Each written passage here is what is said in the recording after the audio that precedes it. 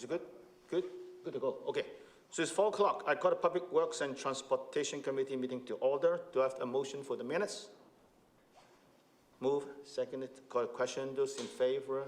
Opposed? Motion carry. The next meeting will be on November the 16th, 2021, 4 o'clock, same place. Any addition to the agenda? Michael? Yeah, thank you. To the chair and committee, there are 3 items, and I think they fit in the meeting because there may be a referral that committee might want to make related to them, and they're real short ones, I think. And I think staff are aware of these 3 issues. The first one is just Garden City Lands update. Since our last meeting and we had an update, there's been some new discoveries, so I think it could be discussed in the meeting. The second item was Stanley Dump. So there was an issue that was just brought to my attention, and I don't know if there were more. I assume there were more illegal sewage dumping from RVs in the city, and so I'd like to bring that up. And then the third one is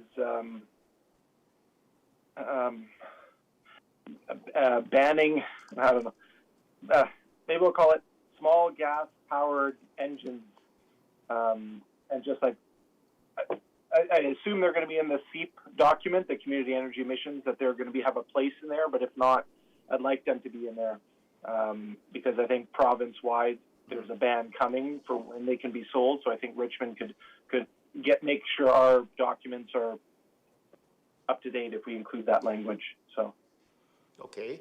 Now, I'm not sure if, I mean, depending on what you want to talk about, I'm not sure if this committee is the right place for some of these topics. But anyway, I will put it under manager's report, okay? Put it under number 7, and then you can talk about it and see how should we deal with it. Okay, good. Any other additions?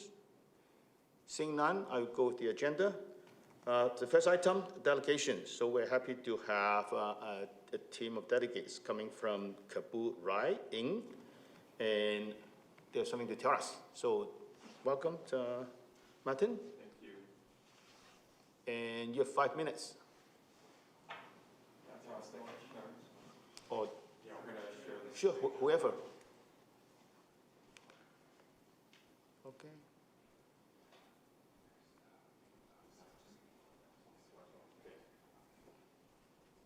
Thank welcome. You, members of council and city staff, for this opportunity to make a brief presentation to you this afternoon. My name is Martin Van Hemmel. I'm the Director of Communications for Kabul Rai. I'm joined by my colleagues Austin Zhang, who's the CEO of Kabul, as well as Daniel Shao, who's Director of Finance for Kabul. Our intent today is to give you an update on recent development that was directly related to a position taken by Richmond City Council 2 years ago. The Passenger Transportation Board conducted a review of Kabul in August of this year to see if Kabul was a, quote, fit and proper person, unquote, to operate a provincially licensed ride-hailing company. This review was triggered 18 months after the board granted a license to Kabul, despite the objections of a few, including the City of Richmond. The board, in its wisdom, added a clause to Kabul's license, requiring the board to undertake a review after 18 months to ensure Kabul was indeed a fit and proper person. Today, I am pleased to report that the board completed its review a few weeks ago and that it found absolutely nothing to support canceling Kabul's license.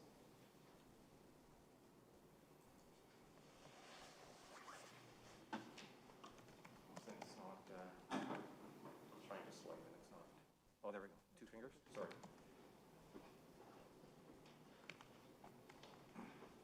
And I quote from the August 31st, 2021 letter from Passenger Transportation Board Chair Carmelo Alevado.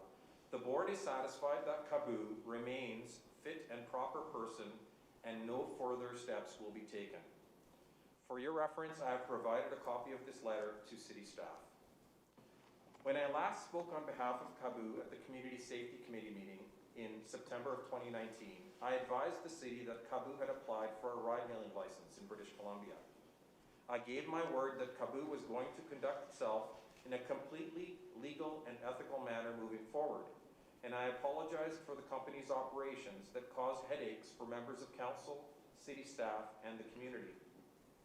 We advised the city that Kabu's app would cease operating on the day ride-hailing legislation came into effect on September 16th, 2019.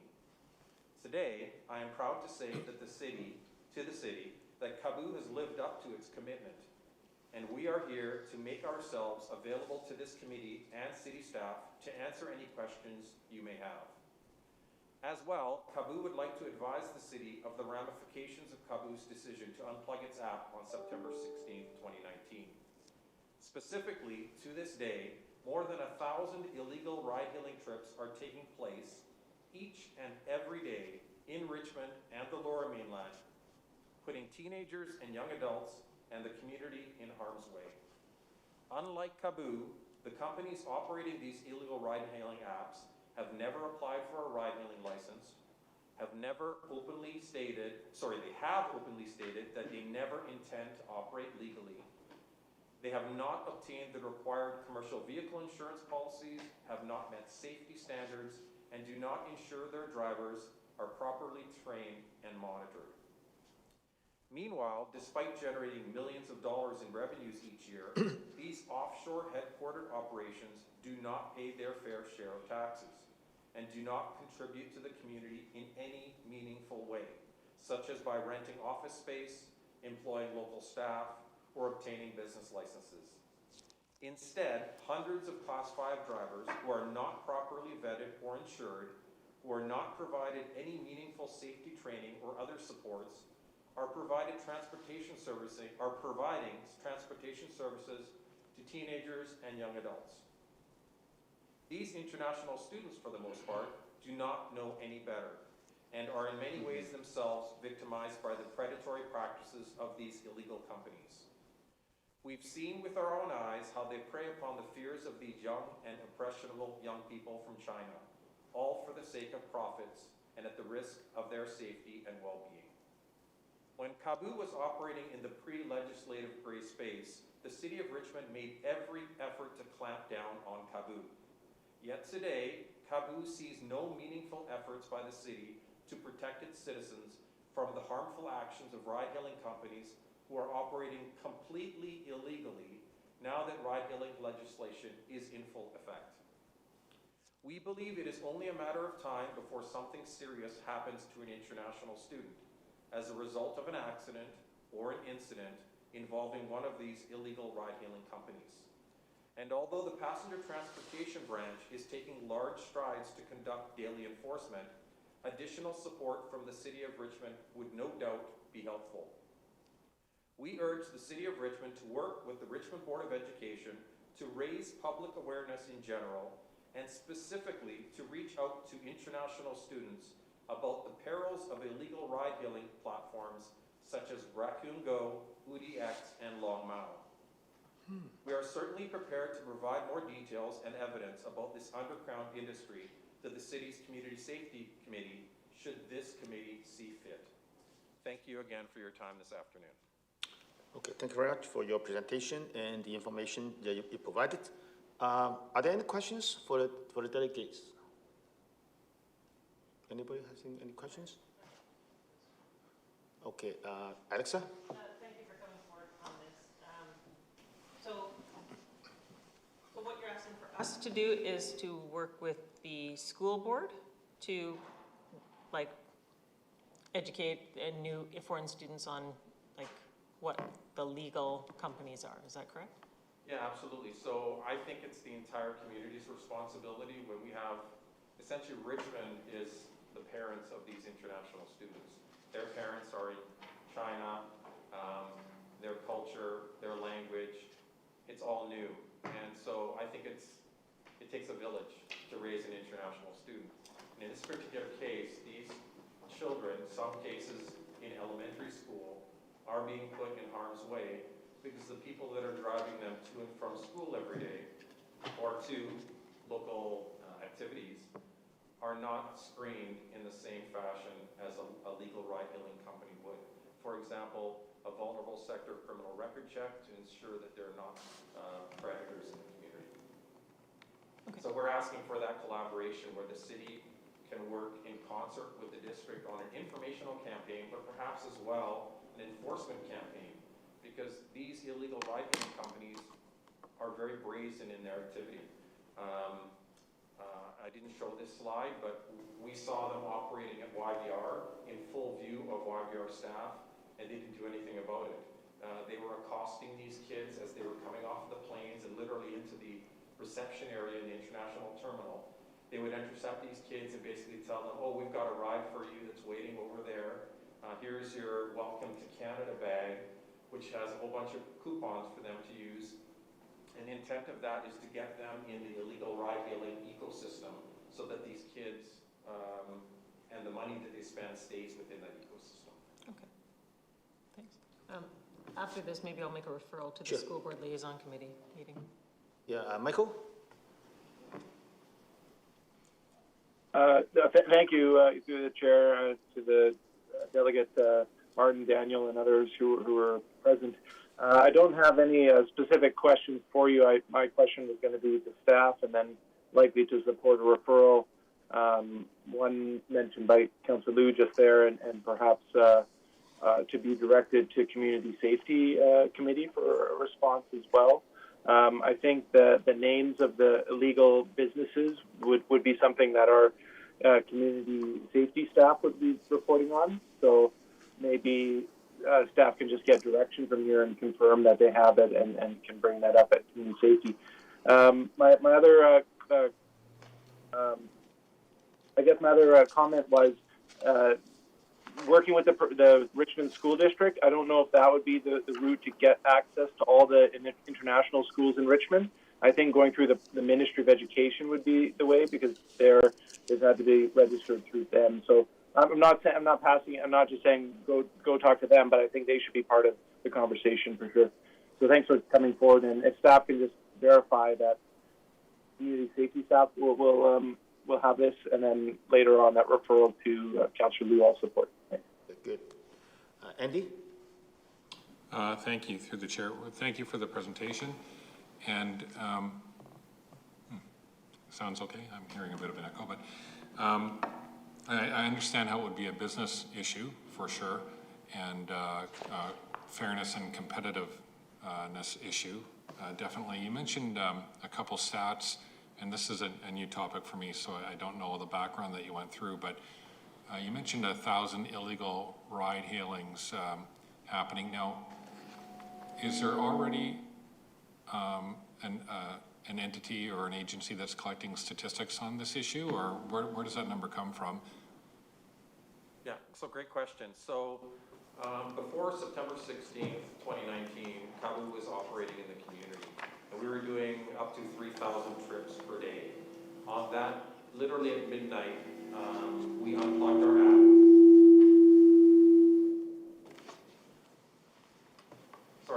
Literally at midnight, we unplugged our app, which means the demand had nowhere to go.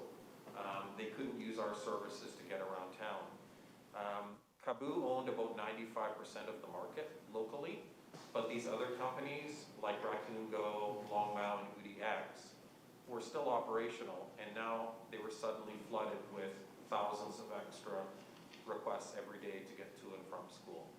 So the numbers that we're providing you are based on our knowledge of the activities of international students. Further to your question, in November of last year, international students all went home effectively because it was articulated to them that all classes would be held virtually. And as a result, parents called them home and they said, well, you can study virtually from China versus doing it and us paying room and board while you're in BC. So we saw our business go away as well. So COVID was a COVID depression, and then the international students leaving was like a double whammy. But in July and August of this year, those international students returned because in-person learning began again. So that would be colleges, universities, and high schools, and some elementary school international students. So we know about Kabu's business, about 98% of it is international students. So we know what the demand is like, and we know what it was when we were fully operational. So we know exactly how much business we're doing today, and so we can infer how much the demand there is out there. Because international students that are getting rides around town, those drivers are Class 5 drivers. And so there are literally orders of magnitude more Class 5 drivers than there are Class 1, Class 2, or Class 4 commercial drivers. And as a result, the ability to get a ride on these illegal platforms is virtually instantaneous because there's so many more of those vehicles on the road. Sure, and through the chair, just one quick one. Okay. I imagine this isn't just specific to Richmond, although you seem to be focusing more on Richmond. So it's more of a wide-scale issue too. So, okay, Absolutely, yeah. So Kabu operates, basically our backyard is Richmond, Vancouver, Burnaby, and Coquitlam. That's the core of our business. So when we were doing 3,000 trips per day pre-September 16, 2019, it was primarily in these areas. So although today I've focused on Richmond, that's because I'm at Richmond Council. Sure. But yes, these apply as well to these other communities. thank you. Just one last wrap comment, if I could, through the chair. The issue of ride hailing, the issue of rides for people, whatever the method of providing the ride, is a serious issue. Many vulnerable people and people who may be in vulnerable conditions for whatever reasons require safe rides home. So it's been an issue in many different ways for a long time. So I'll be interested to hear what the referrals are that a couple other councillors have already mentioned. And thank you. So any other questions? I have a few questions. First of all, so Kabu Ride is a Richmond-based company providing service not just to Richmond, right, but to a larger region. That's correct. Okay. Now, how many companies were being approved by the province? Since September 20. I can't give you an exact number, but I believe that number is about 24. 23. There you go. 23. Okay. So you're one of the 23. Correct.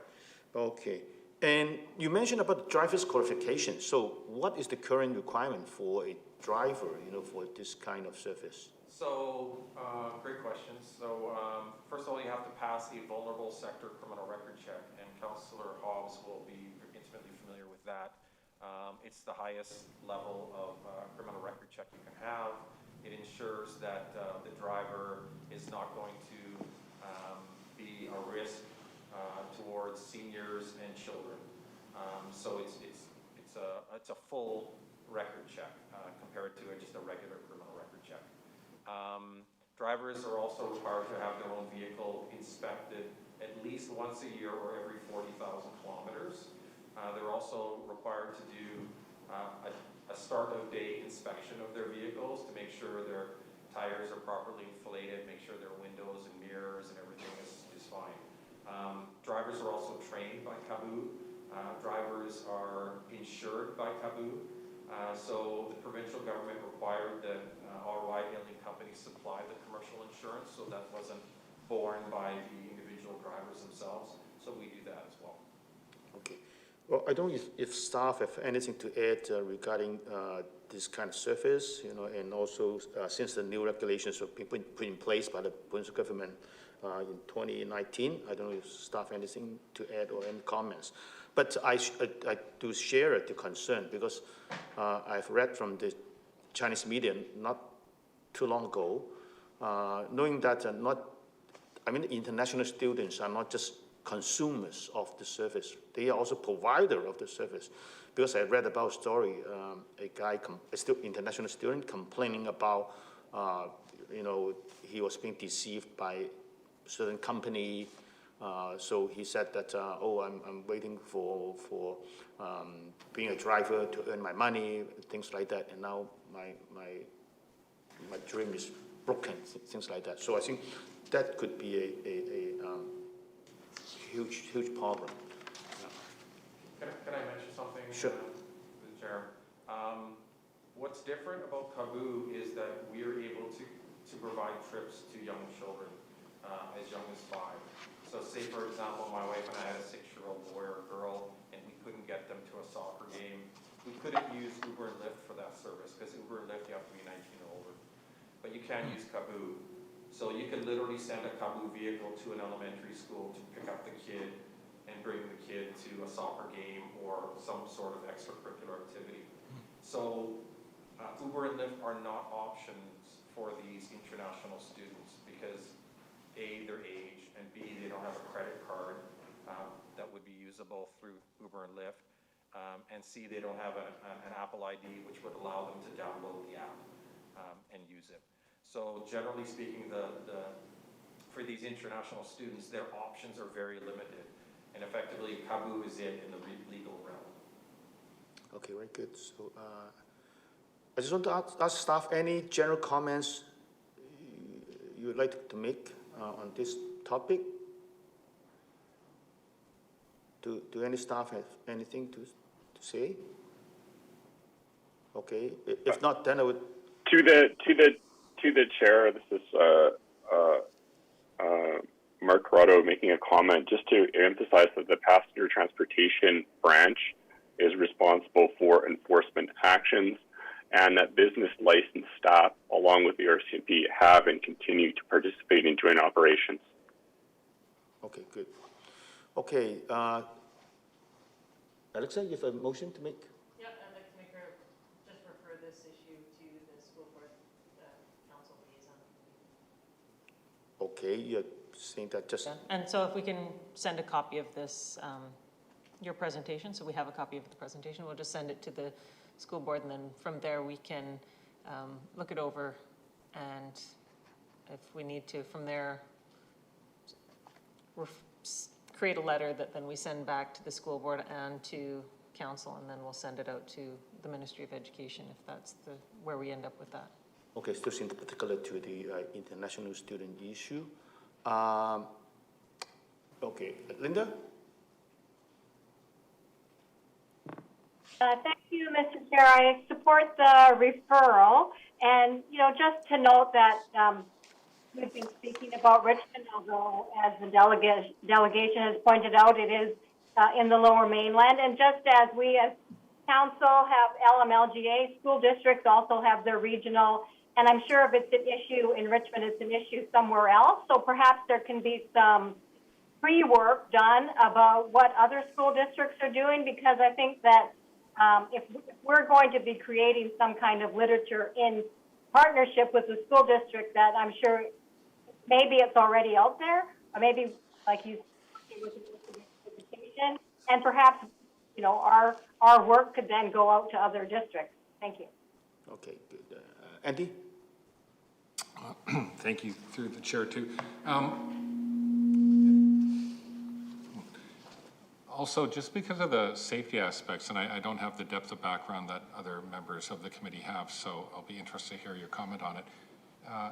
I would feel good about having it referred to community safety, at least for, an assessment. And depending on what that assessment is, we could take further action in terms of different ministries. But anyway, I'll look for other comments on that referral. Yes, I would think that perhaps is also can be also referred to Community Safety Committee for further follow-up and discussion. I know Bill's here. Perhaps he can add to the discussion for his comments. But I see the hands of Michael. Oh, mine was just to say that through the chair to Councillor Hobbs that I would be in support of that. That was what I was trying to refer to earlier, was I'd like a comment that it will come back through community safety. Okay. So I'll leave it at that. Thanks. Carol? Thank you very much, Chair, and thank you to the presentation. I guess what I'm concerned about is who doesn't know about this. So should we not be alerting the YVR security team and the RCMP so that they're aware that, you know, this cherry picking of international students at the airport? Oh, someone's got his hand up behind you. I'm just wondering if they're aware of this situation, because if they aren't, they should be. I'm dealing with the passenger transportation board, and then we noticed that it's really hard for them to crack down the offshore companies, illegal ride-hailing. These companies are not based in Canada. They use an app to let the driver to sign up on the platform, and also we have talked to the YVR. We say we got the license. We are paying for every trip, contribute to the YVR, and every time we do promotion there, we book it like 1 month ahead. But like these illegal companies, they are not. They just show up and then talk to the student directly without notice the YVR. We notice the PTV and the YVR together. Oh, do you want to come up and speak to the microphone? And then we have talked to the YVR and also the PTV. They do have some officers stand out on the YVR land, but the problem is what they can do is really limited because these vehicles are uncovered. They are not displayed as a ride-hailing or any type of service. You don't see any decals on it that would name it as Raccoon Go because they're trying to fly below the radar. And so, but to Daniel's point, in the case, these illegal ride-hailing companies are partnering with legal companies like Hungry Panda and Fan Tuan. Both of those companies are well known locally as food delivery platform services. And so in the case, so what Daniel's also referring to is that these illegal ride-hailing companies, they'll actually, the drivers will actually wear the vests of Fan Tuan or Hungry Panda, pretend to be their staff while they're accosting these kids. And in some cases, we saw that they were actually telling a group of kids to huddle in a corner away from the PTV enforcement officers, and we're effectively telling those international students, avoid those officers because you might get into trouble. So these kids are having the wool pulled over their eyes, and they're preying upon the fears that these international students have from China, where they already question police, they question government, they question authority. And there is no way for them to be re-educated or told the truth about what's happening, because once they're in the Raccoon Go, Longmount, UDX platforms, there's no way for us to reach them, except for through public awareness campaigns like we're suggesting that the city do with the district, because the district has access to not just the international students, but also their parents. Mm-hmm. And the parents are the ones that are footing the bill, because the bills are being paid through WeChat and through Alipay. From back in China. So if the parents are told, hey, you're putting your kids in harm's way by doing this, I think they will put the pressure on their kids to stop using these platforms. And one more point to add about this, because once the officer showed up in YVR and caught one driver actually delivering the kids to the SFU, but like they say, once the officer came upon to him, and then the driver say, oh, we are doing this for free, and then the officer have no rights to tow his car or do further action on that if there's a free trip provided. Well, I think anyway, we know that the problem is bigger than, as it appears, right? Yes. Okay. Bill? Yeah. Thank you, Mr. Chairman. We'll put it on the agenda of committee safety. And thank you, Martin and company, for coming forward. I think this is a bigger issue than is presented just to the Richmond School Board. We have a responsibility to those students and those parents because they come to Richmond. I think we need to deal with all educational institutions. Not everybody is coming to Richmond to public school. There are many little private schools. There are church schools. There are all kinds of schools throughout the Lower Mainland. Mm-hmm. And we need to communicate to them that this is an issue. And we need to do literally a follow-up. When you're talking about 1,000 rides per day, they're not all coming from the airport every day. They're going to and fro wherever they are to school, to pick up a milkshake at McDonald's or whatever, and then they're going home or whatever. And I think that we also have to, through Mark or others, see what the RCMP can do. I think when we see that, what jurisdictions our bylaws people can do if we see those infractions. I'm sure they're not all at the airport. So this is an issue, but I think we can do a lot with a proper PR campaign, especially the public institutions, because they would be communicating with the students from whence they've left the home, and we need to be telling them that when you get to Canada, you take red cab in Richmond or yellow cab or green cab. You don't take private cars or whatever. And here are some numbers. Anyhow, there's a lot to be done, Mr. Chairman, but we will have further discussion. Whatever Public Works does, I'm glad it's brought up here. We'll do more of it at committee safety at the next meeting, and I'll ask Cecilia and others to do a little bit more background. Okay, good. Now, I see that we can have two referrals.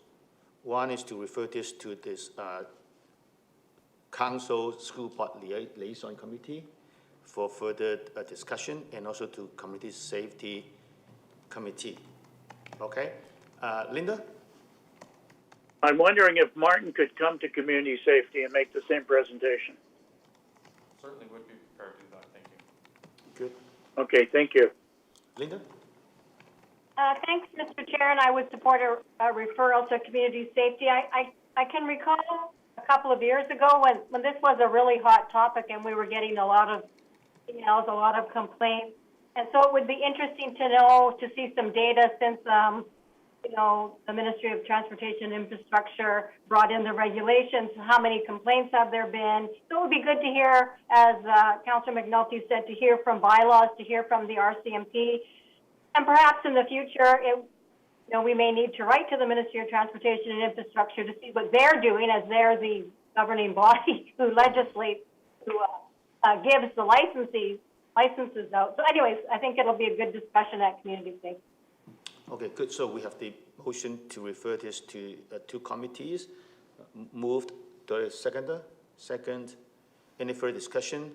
So call a question. Those in favor? Opposed? Motion carried. Thank you very much.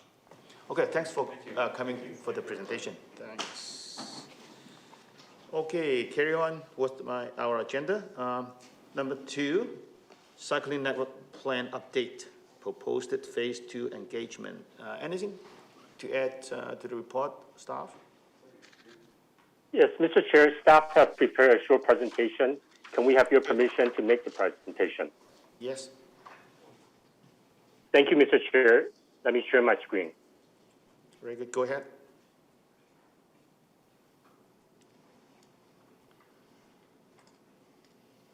Thank you. Can you see my screen? Not yet.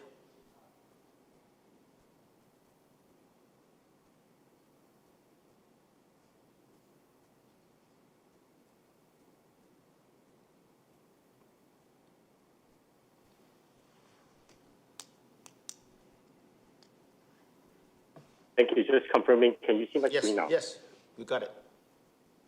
Thank you. Mr. Chair, committee members, the report in front of you today seeks your approval for staff to carry out phase 2 engagement activities to update the cycling plan.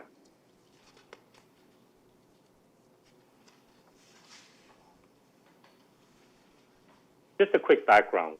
This is where we are in the project. We are just about to embark the final phase of the project. Phase 1 engagement was in June of this year, and it was done online with live Let's Talk Richmond, and separate stakeholder sessions were held as well.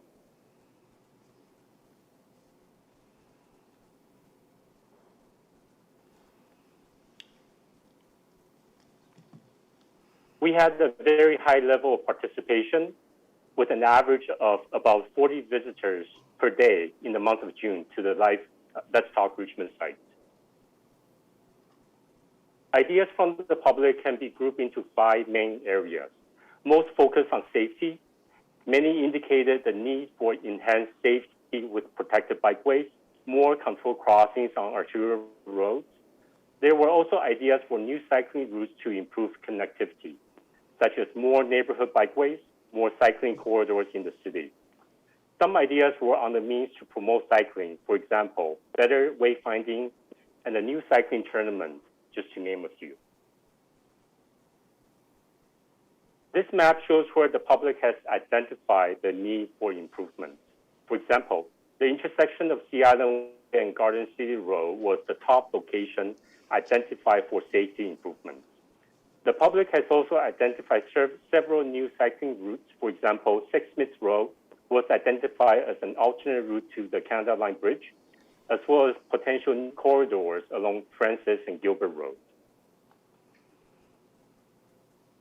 In terms of comfort level, most people are fairly happy with the facilities that the city has. For frequent cyclists, they are comfortable on any cycling facilities. One surprising finding is that the frequent cyclists are actually less comfortable on local street bikeways as opposed to on arterial street bikeways. For infrequent cyclists, close to 60% of them indicate that they are comfortable riding in the protected bike facilities. From phase one engagement results, 6 main themes were identified to use to evaluate cycling network. Again, safety, connectivity are the top considerations, as well as utility and convenience, feasibility, network gaps, and social equity were also considered as well. Combining all the 6 themes that were just mentioned, this slide shows the result of the route evaluation. As you can see, there are quite a number of routes identified by the public shown on this map. Therefore, it is important to note that not all the projects are possible at once. And therefore, it is necessary to establish a prioritized list for cycling improvements. And this is the key objective for the proposed phase 2 engagement. And setting this kind of expectation will be reflected in all phase 2 engagement activities with the public as well as with the stakeholders. And once received the public feedback, staff will then apply technical expertise to develop the implementation strategy with the prioritized list for improvements.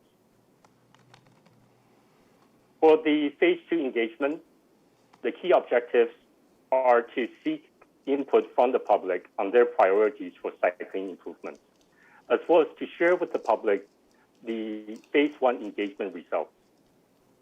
Pending council approval, phase 2 engagement will be in November, and the format will be similar to phase 1, using Let's Talk Richmond as well as stakeholder engagement sessions.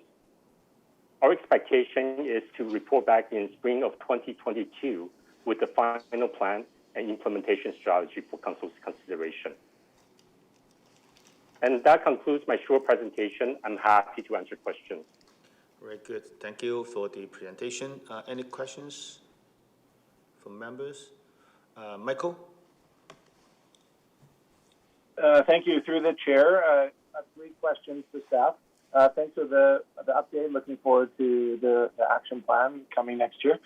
So when I looked at the data and the statistics in the report on page 14 and 15, GP 14-15, the most ideas came under safety. The percentages you shared, about 58% of infrequent cyclists being comfortable in what you had on the slide was called protected bike facilities. But on page 15, it describes it as bike lanes with barriers. So like that's the protection. That's what makes people feel comfortable. And I think that we on council hear that a lot from people who are hesitant and won't make the step unless there's more of their routes that is protected like that. So I'm glad that the data is showing that, and you're seeking that as one of the priorities to come. So I guess that's not really a question. I guess you identified it in the presentation. Anyhow, my other second question then is from the UBCM, the Union of British Columbia Municipalities this year, last month, there was an item about asking the province to make mandatory distance between vehicles when they pass cyclists at different speeds. It's different distances, a meter when you're going slower and a meter and a half when you're going faster. is that going to be factored into the plan? Because the timing of things, if the province takes the hint from the municipalities and brings it in place, then I just want to ensure that our strategies are being adapted with that in mind. Through the chair to Councillor Wolf, absolutely. Should there be any progress from the provincial government in phase 3 of this project, such updates will be included in the project. Perfect. Thank you very much. And the final question through the chair to staff. The issue that I raised a month ago, was the signage for cyclists and vehicles that are sharing the road. Is there anything involved with signage and those temporary work projects for detours and sharing the roads? Is signage at all part of this network plan, or is it not? Through the chair to Councillor Wolf, that's more considered as individual construction related issues. This project is really looking at on a high level in terms of what the global cycling needs are in the city. Oh, okay, then my just final comment through the chair on that follow-up. I see what we're going to ask for when this plan comes out is to connect the network, extend the network, and that's going to be more road projects that are disturbing routes that are already used by people. So I feel that in this next round of public consultation, that there be a component there that helps to get people's ideas together on what can be done, because that's what I find when I'm cycling in Richmond is the most unsafe time is when I have to share the road and there's no signage that's telling anyone else to share the road with me. So, and I know other people have expressed that as well. So maybe you can take that under consideration if there's another board that could be put up for ideas. Thanks. Okay, good. Next, Linda. Thank you, Mr. Chair, and through you to staff. Well, thank you very much for the report. Really good ideas in the ideas board there, so that's good to see. So on our WT15 under the student survey, just wondering, I mean, I think, you know, anytime you get students filling out surveys is great. 33 is a good number, and as you write in your report, grades 9 through 12. Just wondering if you got any data that was more family specific. When I cycle on weekends especially, I see lots of families out. And, you know, so they must have specific concerns about, you know, riding with young children and those kinds of things. And then the second part of this is I think we should refer this to Council Board Liaison to take up of students for the next phase. Thank you. To the chair to Councillor McPhail, with respect to your first question, yes, we do have data related to families in terms of their concerns.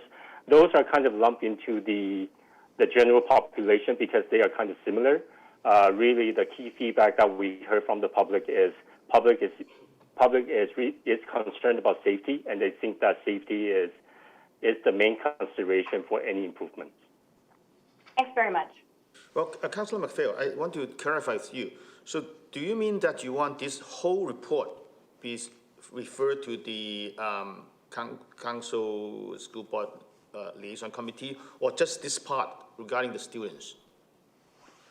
Well, I think the whole report could go, Mr. Chair, and I think perhaps you know, there could be some information circulated out to schools saying that the survey would be coming in November. Okay, good. Well, I don't think we need to have a referral, right? I think we can just direct staff to send a copy to the committee, right, and put it on the agenda for the next. I think the next meeting's not until December, so this will be passed. So maybe we just want to pass it to the Transportation Advisory Committee, and they can push it through to the schools and the PACs. Well, this another idea. It has to go through the staff, and then it'll reach there in time.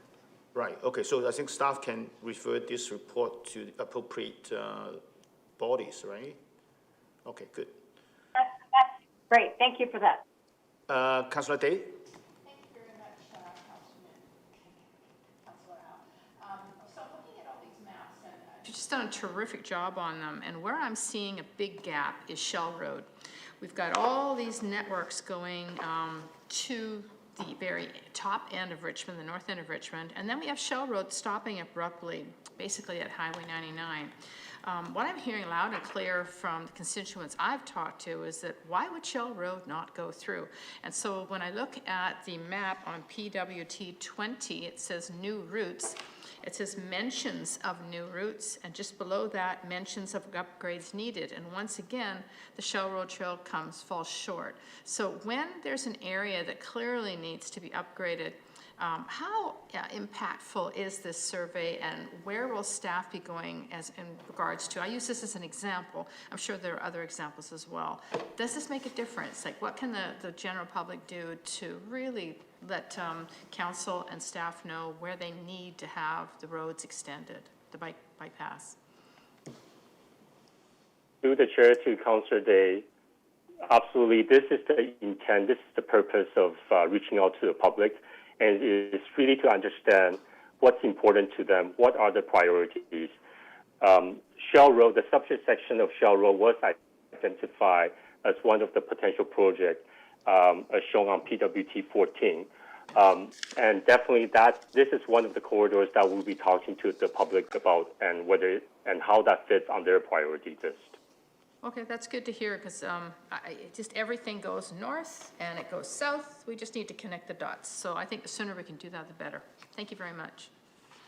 Okay, good. Next, Andy? Thank you, and through the chair, well, thank you for the report. I have noticed just over the years the vast improvements in cycling and the connections within Richmond, so that's all good. The question, though, is, with the increase in cyclists on the road and trails and everything else, and it's not particular to this report, but is there a corresponding effort with stakeholders and community groups, and perhaps the school district is an obvious one, the RCMP could be another one, in terms of education and even training for people when it comes to all the different modes of transportation, cycling, there's going to be more electronic or electric vehicles on our road, like scooters and that kind of thing. So the question is there a corresponding effort in terms of training and education for people? I mean, signs were mentioned a few minutes ago, that's part of it, but so is the actual education and training for people when they're on the road. So is that part of it? Have you heard anything about that, or is that just a totally separate issue? Through the chair to Councillor Hobbs, yes, that's one of the issues that will be looked at in next phase of the project. This phase of the project is to really looking at the infrastructure needs to improve cycling connections in the city. Okay, all right, thank you. I mean, that whole issue of training and education is ongoing, right? So it never ends in life. Thank you. Okay, very good. So any further questions, comments? There's a staff recommendation. Do I have a mover? Move, second. So call the question. Those in favor? Opposed? Motion carried. Thank you very much. Moving onward to item 3, recommendation to award contract 7256P. Any new information? Anything to add to the report? I have nothing to add, Mr. Chair. Staff is here to answer questions. Okay. Michael? Thank you. Through the chair to staff, just a quick question. After these final 2 years of the 5-year contract, what's next? Do we go back into a similar contract, or are the city staff being trained to take on some of this work after this current contract is done? Through the chair to Councillor Wolf, this is a 3-year contract term, and the process is to go back to the bidding process. Currently, city staff don't have the specialized and technical expertise or equipment to fulfill the requirements of the contract, but we can definitely look at that at the next contract term. Okay, thank you very much. Appreciate it. Andy? Thank you, Mr. Chair, but that was just asked, so I'll lower my hand. Okay, Thank you. good. Okay, move. And second? So could a question, those in favor, opposed, motion carried, thank you very much.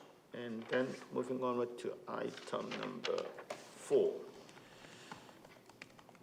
change order approval, contract 6509P.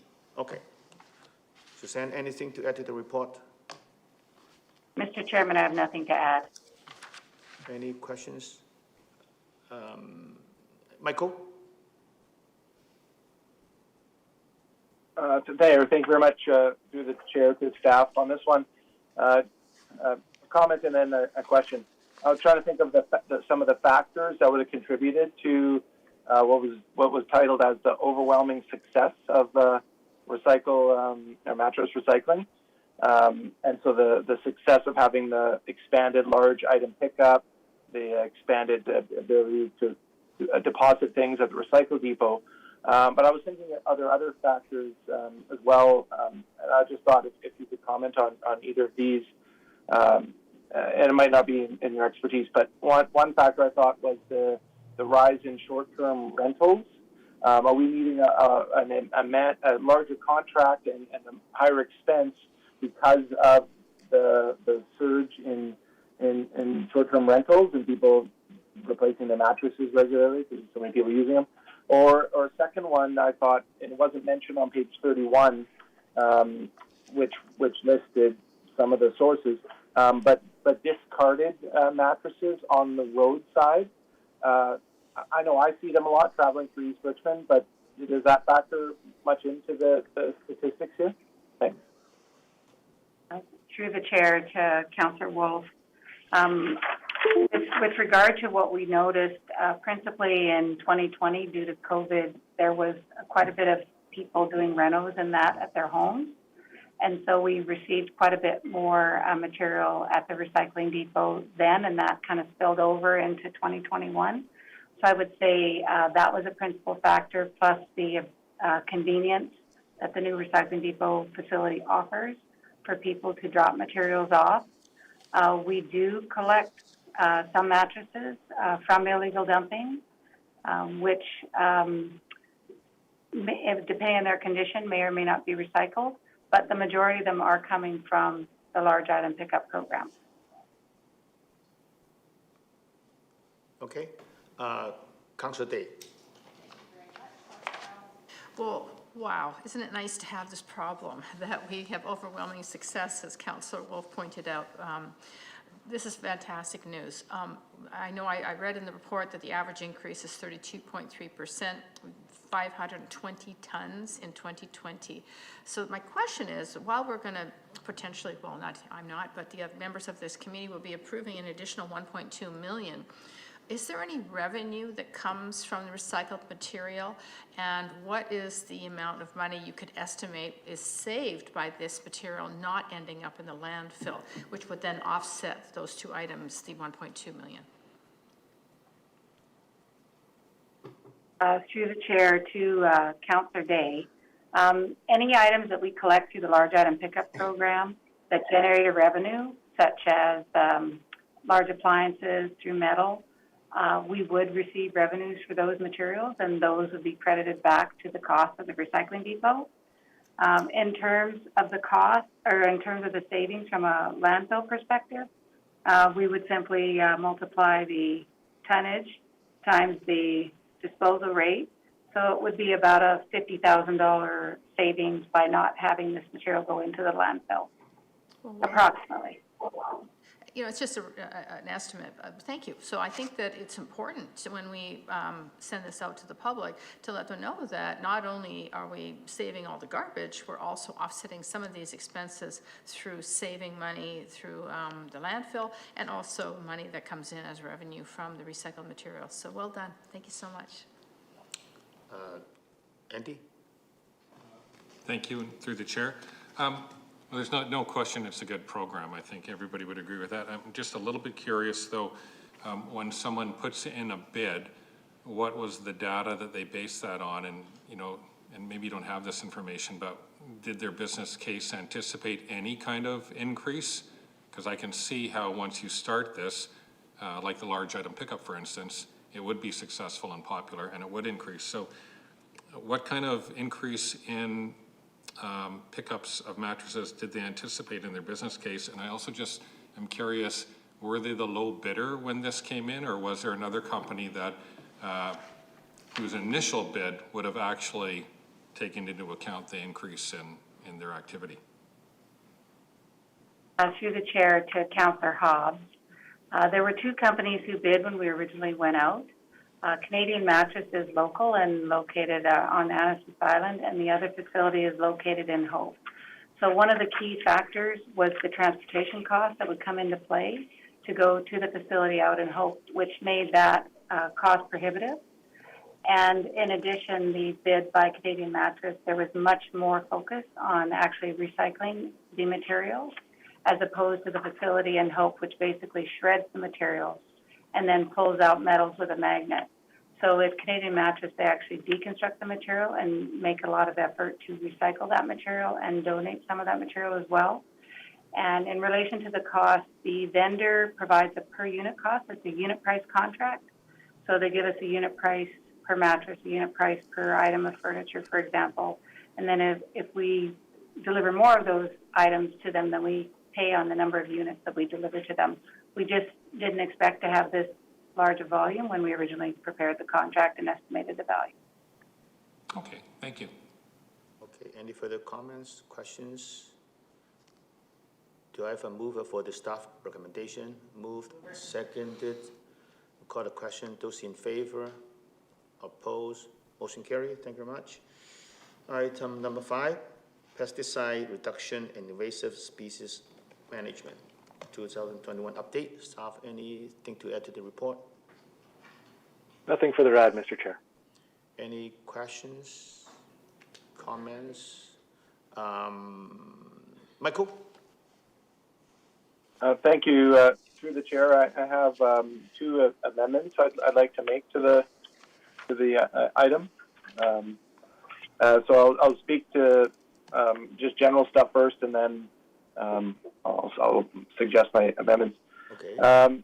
So yeah, I appreciate both aspects of this report. The update it shows progress in the way that we're dealing with things as they come up in best practices, and these are natural systems that are influenced by human impact, so they are challenging to read. So it's something that needs regular updates. I appreciate that. Looking at the financial impact of this. So this is on page 37 on our public PWT 37 near the middle there. Financial impact, that there's none. So my one of my amendments would be that we maybe don't ask for a financial impact today, but consider in the next budgetary round a position. So if we could direct staff to look at where there are gaps, if it is to help make our biological inventory of environmental sensitive areas, or tree inventory, or invasive species mapping, but to get more on the ground concrete data to actually then help us in the next year get the prioritized actions taken, because a lot of this is without the conclusive evidence, we're not taking the actions, and these invasive species are spreading in areas that are going unchecked. And I think we need financial impact in this area to actually address it. This is not something we can just pass off or put a goal at 2040. This is something that needs financial impact now. So that was one of my considerations. And further to that, on page 35, PWT 35, maybe staff have this in their heads. I'm trying to figure out which 8 they're talking about, but kind of midway through the page is a big paragraph, and then there it mentions there's 8 species that have been added, potential to pose serious impacts to infrastructure. But in the strategy or the report that's in most of this, so sorry, after the staff report in the document, attachment 1, it doesn't actually mention those 8 species, so I just thought maybe there could be an amendment to include them, or maybe staff would speak to what those 8 are and why they don't need to be in there and have their own action plans. I would think they could each have a dedicated one-pager to address them if they are that serious. And sorry, I guess I have 3 amendments, because the third one, I thought if we see what staff recommendation is in our package here, there's 2 parts to it, and I thought the second part, where staff were directed to write letters, I think maybe a third part would be that we send this to UBCM as a resolution to get regional support.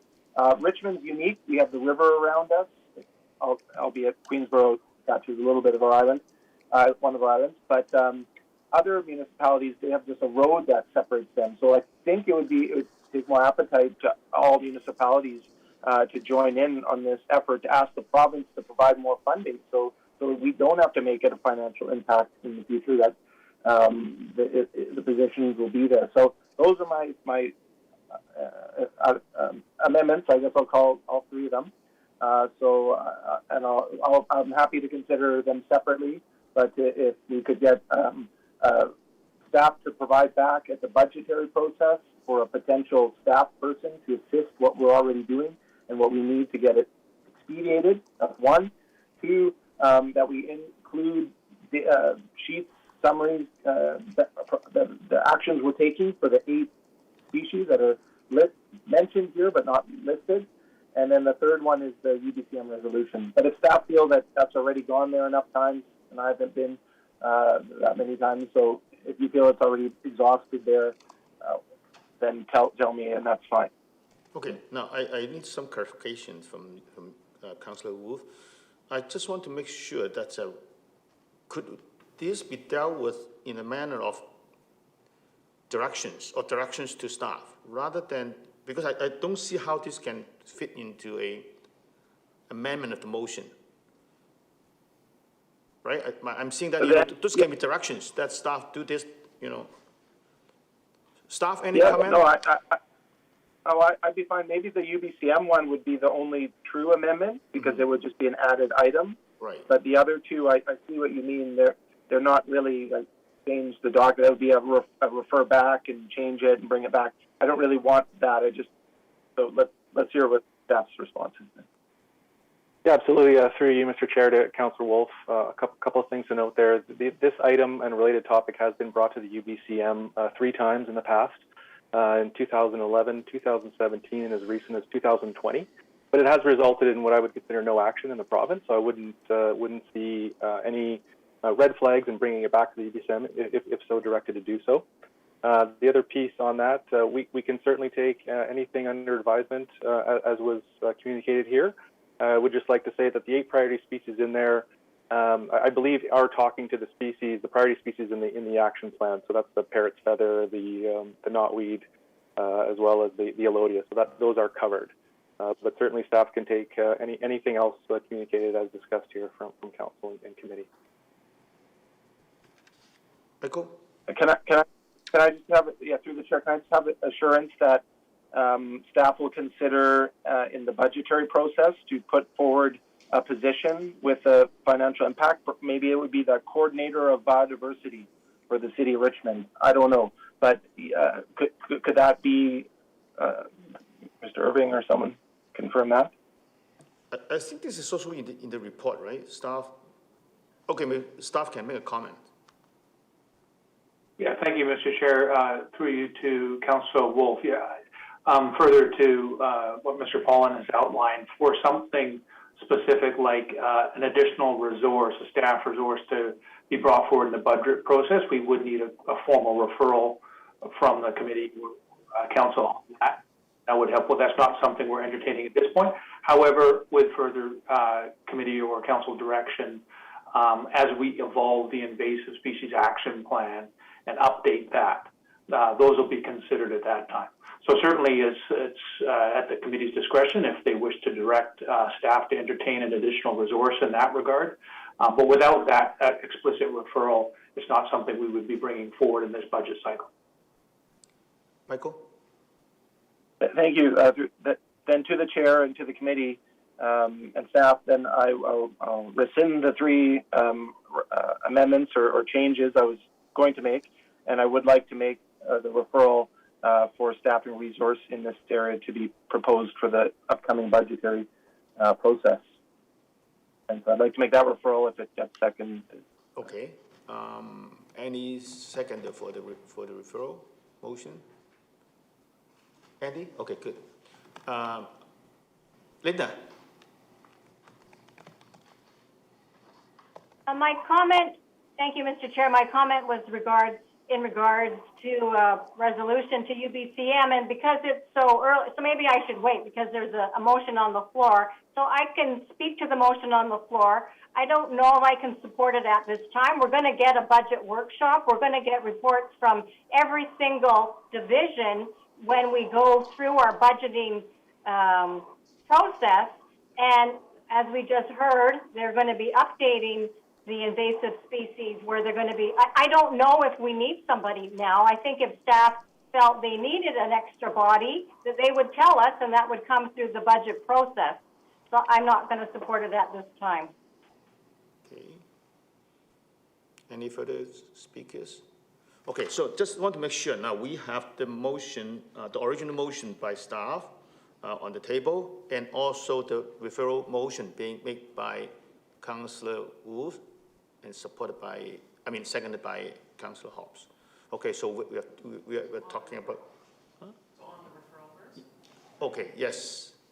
So shall we deal with the referral motion first? Okay, so I'm calling the question. Those in favor?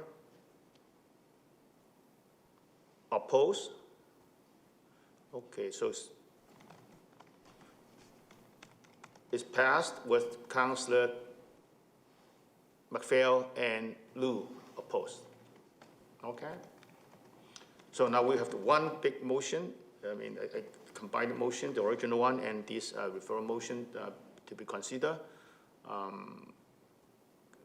Any further discussions? No, so I call the question. Those in favor? Opposed? It's carried. Thank you. Okay, number 6, grant-funded flood protection program update. Have any new information? Any further information? Yes, Mr. Chair. I'd just like to provide a little bit more detail on staff's recommendation to defer the construction of number 2 of pump station project. As noted in the report, this did come in over budget. However, that's not the primary reason that staff are recommending deferral. As committee is aware, staff's currently in the preliminary design stage for the Steveson Island, Dike, and Seagate project. The location of the number 2 row pump station drains directly into the area that will be protected by this Steveson Island, Dike, and Seagate. As sea level rises, we would expect the Seagate to be closed for longer periods of time and also more frequently. One of the issues with that is if there's a major rainfall while the Seagate is closed, this pump station would be effectively filling up the basin that is protecting Steveston Harbor, and it could have some unanticipated effects. Excuse me. So right now, staff are taking a look at the Seagate project and the Steveson Dike project, along with this pump station and another pump station that drains into it, to see what the best long-term solution is and what the best long-term location for this pump station would be. The current pump station, as noted in the report, is in fair condition. There's no aging infrastructure need to upgrade it at this point. Staff will continue to monitor the performance of the station to ensure that the capacity is sufficient for the short term until the revised capital submission is brought forward to committee and council for consideration. Yeah, actually, thank you very much for that clarification. This is one of the questions I have regarding the number 2 road pump station. Thank you for the information. Carol? Yes, thank you very much, Councillor Au. So, refresh my memory, wasn't there a number of potential proposals by like the Port of Vancouver regarding that exact area? There was talk of raising the dike, and there was talk of, developing Steveson Island. Again, it's all part of offset, carbon offset, but where is any of that still in the works, or is all those ideas from the Port of Vancouver been nixed? Through the chair to Councillor Day, at this point, I'm not aware of proposals that are active from the port in the specific area. As part of the Steveson Island project, we will have to do some comprehensive environmental scans of the area for habitat compensation and mitigation. Okay, so those are off the table. Okay, good, thank you. I was just wondering if there's anything we're waiting for, if the deferral was part of that, but we're not. Okay, thank you. Okay, Councillor Wolf? Thank you, through the chair to staff. My question is about the second part to this item, which is on the Disaster Mitigation and Adaptation Fund submission projects. So on our page 59, it lists the projects. There's one that's a large-scale project, and that's the one I wanted to ask about.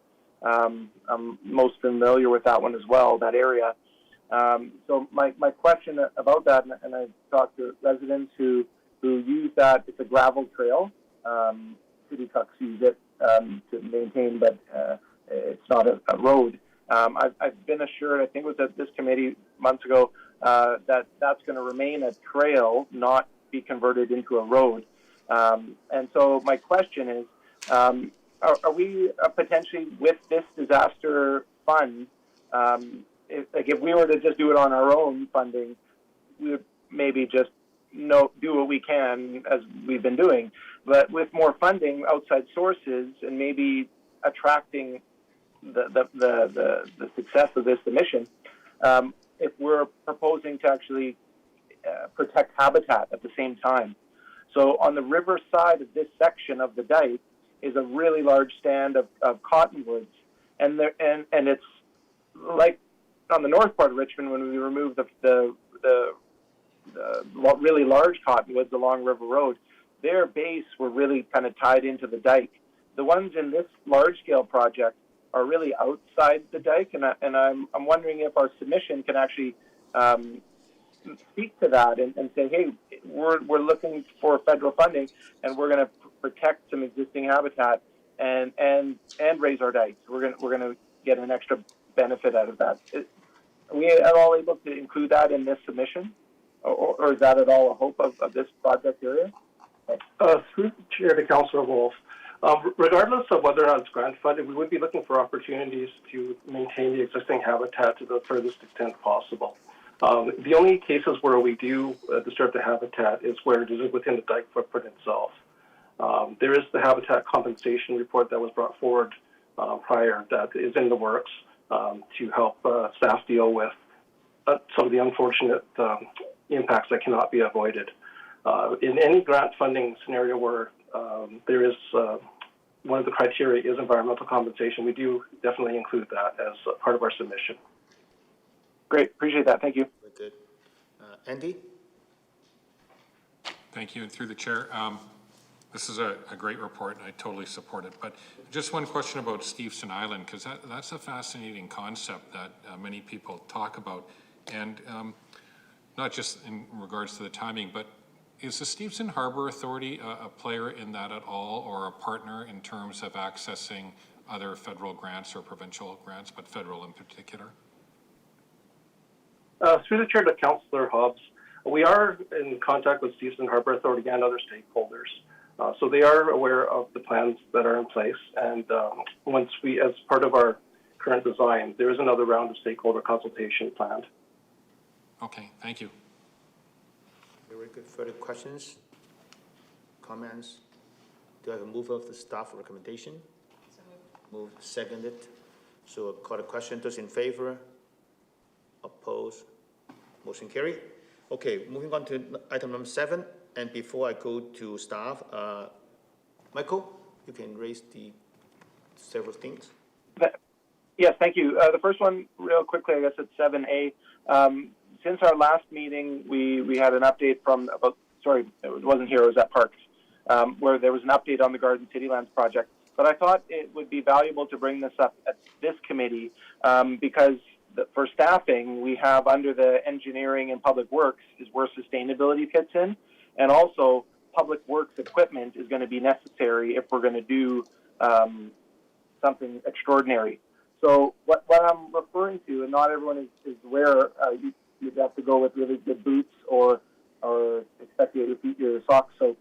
If you go into the Garden City Lands, an area that was just mowed, if you go past it, our staff have just mowed it low and exposed the area that is to potentially be converted to a Kwantlen Polytechnic University farm site. But the area, when you go see it, I believe it's about a quarter to a half acre of sphagnum moss, which is the keystone species of Richmond's natural environment. There's nothing better to find than sphagnum moss growing in mounds and low spots, and it's literally a quarter acre plus of this potential farm area. So what I'm bringing up to this committee is perhaps a referral to have staff, and I've asked staff, so I'm aware that staff know about it. I'm aware that Kwantlen know about it. I'm aware that Garden City Conservation Society knows about it, and others. So I'm perhaps looking for. I'm not sure if staff would need a budgetary item, a financial impact item, to be able to pull more staff into this area to deal with it. Because if it is going to be converted to farm, then my analogy for it is think about two cakes with icing on it. You want to take off the icing from one and place it on the other. You don't want to put it upside down on the other. You want to place it the way it was in position in the sunlight and water level and all that stuff. So you want to match it on the other cake. So I'm assuming we have the technology for this. We have staff that can do this, but the shift in priorities to get this done, I'd like to hear from staff on that. First, thanks. John? For yourself, Mr. Chair, to Councillor Wolf, I don't have too much to comment on that, other than to say that the appropriate staff and the management area is in community services. So I would recommend that it's appropriate to raise the issue at the Parks and Recreation Community Services Committee. Okay, thanks. I will do that as well. And I know there are staff in that committee that know, but I just thought I'd bring it here because it's the trucks from this department that are going to have to be involved. So I'll leave it at that then. Thank you, Chair, on that item. The second one, and again, I'm not sure how many know about this. I've just learned from a resident at 6th Road and Bridgeport that they experienced an illegal RV dumping of their sanitary waste right on the corner of the road. And as neighbors shouted at them, they drove off with it still coming out the pipe. And our staff did a great job to arrive and have it dealt with in a very expedient manner. So, and I know we did get a referral. I just had it in front of me. A memo about Stanley Dump facility in Richmond that was dated December 14th, 2020, which was responding to our previous referral on Stanley Dump locations, facilities. But again, I think staff could provide two comments or responses. One is the item I mentioned a one-off, or are we able to detect that many of the RVs that are parked in long-term areas do we check the stormwater drains for sanitary waste? Do we have evidence on that? And then secondly, I know that in the staff memo and other correspondence I've had with staff, that Metro Vancouver sites are not an option. McDonald Beach is not an option because we don't have a sanitary pump station there. But could we, I'd like to make a referral later perhaps after a comment from staff, but maybe could we just get a list of potential sanitary pump stations that could have upgrades to have a Stanley Dump, and at least have that presented to this committee at a future date? So, thanks. Through the chair to Councillor Wolf, I'm not aware of this kind of illegal dumping being a prolific issue in Richmond. The operators of other facilities in the past, though, have noted that even with Stanley Dump facilities, there have been people that are mistreating those facilities and illegally dumping substances into those dump facilities. As part of the memo that was circulated last December, we did review the city sanitary pump station locations for potential to have a Stanley Dump as well. And generally speaking, due to the space constraints and the access and safety requirements, that we concluded that it wasn't really a feasible option. Carol, I think I see your hands. It might not be a feasible option, but it's got to get done. Richmond does not have a Stanley Dump, and that's ridiculous. Do you have any idea how many RVs there is in Richmond? Those RVs that are parked behind Home Depot, I just drove by the other day, they've all been ticketed. So they're going to end up going somewhere else and we'll find them again. There's absolutely no reason that we can't encourage either a private operator or the city to have a Stanley Dump. The last one that I'm aware of was at the Shell station on the corner of Lansdowne and Garden City. And you could simply go up, pay $5, use the Stanley Dump, and you're good to go. We have 2 sewage treatment places in Richmond, and yet we can't have a Stanley Dump. We have a very successful works yard, and with supervision and staff there all the time, like 7 days a week, we can't have a Stanley Dump. I'm sorry, I've never accepted that report, and I think that we're going to continue to see incidents such as Councillor Wolf reported until we get a Stanley Dump. And you know, another good place to put it could be in the parking lot of McDonald Beach, where we have caretakers. Let's get creative. All we have to do is hook up to the sewer system and make sure there's staff around, and I think that most people will respect it and use it properly. Sorry, that's my rant for the day. Michael, you have more to say? I would just like to make the referral to committee that we ask staff to report back on potential sanitary sites, the top 3 options, just to consider. We don't have to pick one, but what would be the 3 locations for committee to consider? Thanks. Okay. I know that we have kind of dealt with that before, but there's another referral motion being proposed. Do I have a seconder? Andy? Good. Any further comments? If not, Linda? Thank you, Mr. Chair. As you mentioned, this is not a new topic, and as I seem to recall, we've looked at this about 3 times in the last 10 years. I believe we've even gone out to market to try and find a provider, and no one wanted to do that. So I don't feel it's an appropriate allocation of our staff time to do this again. I mean, it's unfortunate, but you know, we just heard that there's not an appropriate place, and we know from past referrals that nobody in the market stepped forward to come and offer to do one. So I'm not going to support it at this time. Okay. Alexa? Thank you. Through the chair.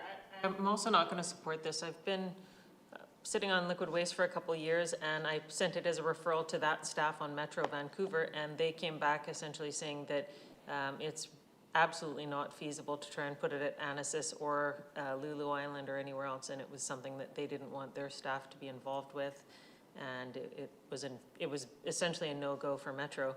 So yeah, I'm not sure what the result is. I know Vancouver, they put one in at Main and Terminal for particularly for the homeless people to bring their RVs to come and empty them so that they don't have them emptying out onto the streets, but they've specifically set that up for you know, I guess, quote, RV residents in Vancouver. So there is somewhere to go in Vancouver, but I don't know otherwise where people are supposed to go for this kind of thing. Okay, further comments? If not, I call the question. Those in favor?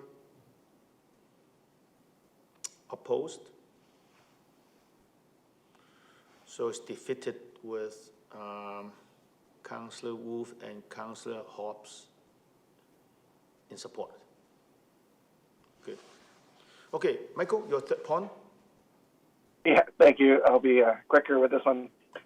Just if I could get clarification from staff, it's news to me and perhaps the committee that California just banned the sale of small gas-powered off-road engines. So with it, talk about lawnmowers and blowers and stuff.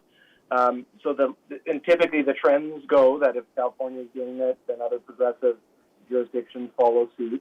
So I'm just saying, if we're updating our community energy and emissions plan right now, and in there is missions and targets that we factor in and that we use language perhaps related to banning. I know California is going for January 1st, 2024, and some of the equivalent factors, like statistics there, the reasons that are behind that is they're saying that 1 hour of a gas-powered lawnmower is equal to going 300 miles in a typical car. And 1 hour of blowers, not just the noise pollution, but the emissions, because it's smog-forming emissions that comes from those types of engines, and it's produced right at ground level where we're breathing. 1 hour of a blower is about 1,100 miles in a car. Sorry, I got miles statistics here. But anyhow, so could staff just assure that there is a place for small gas-powered engines to be removed and replaced in our future documents and strategies. Through the chair to Councillor Wolf, the current scope of the SEEP does consider stationary power as an action area. Metro Vancouver also has regulatory power in their in some cases. I'm uncertain of the details of this particular application, but perhaps they'll have to consult with them on their air quality plan as well. Okay, great. So I won't need any further direction. You're aware of it, and we'll work with the related parties. So thank you. That's all to the chair. Okay, very good. So managers, do you have any report? Jason? Thank you, Mr. Chair. Just a quick update to committee on the rainfall we received over this past weekend. The city experienced a 2-year return period rainfall event, which lasted for 6 hours duration on Saturday. No significant issues were reported, and the drainage system performed well. The city did receive a small number of drainage service requests, all of which were relatively minor in nature, relating either to plugged catch basins or private drainage issues. There was also a high stream flow advisory issued for the Metro Vancouver area. However, the water levels around Richmond remain low, and we were not impacted. Okay, very good. Any questions to staff? No? Okay, any further reports? Fred? Yes, Mr. Chair. Yes, just a quick update on the traffic calming project on Fundy Drive that was presented to Council in July. We are happy to report that the project was substantially completed before school opening in September, and since then all the remaining work have been completed, and staff have received positive feedbacks from the residents. Oh, very good, very good. Any questions on that? Okay. Any further managers report? Seeing none, do I have from? Okay, move, seconded. So meeting is adjourned. Thank you very much. Now we still have to